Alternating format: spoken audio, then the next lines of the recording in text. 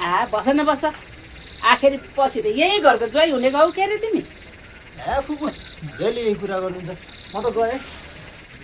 आमा म करू नाच्न गएँ है आज त्यो लाउरेको पछि पछि धेरै नलाग है किन के भएर अब यतातिर बाउले सानो छँदैखेरि यता वचन दिइसकेको छ त्यो भाइ बहिनीसँग कसले बिहे गर्छ है आफ्नो कुल घरानको पनि इज्जत राख्नु परेन भने भाइसँग बिहे गरेर कुल घरको इज्जत हुन्छ म गएँ नचाहिँ नचाहिँ कुरा बोल्छ यहाँ आमा म गएँ मलाई ढिलो भइसक्यो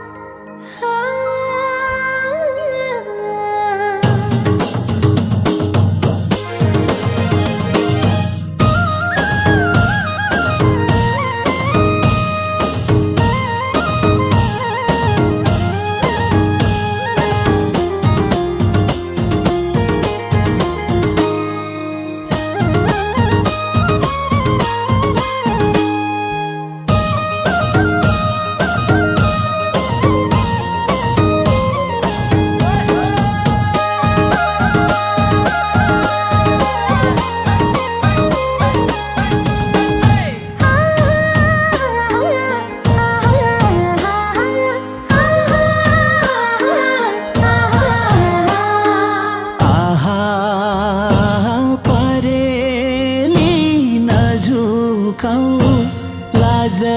मानेर परेली नझुकाऊ लाज मानेर मनमा कुरा नलुकाऊ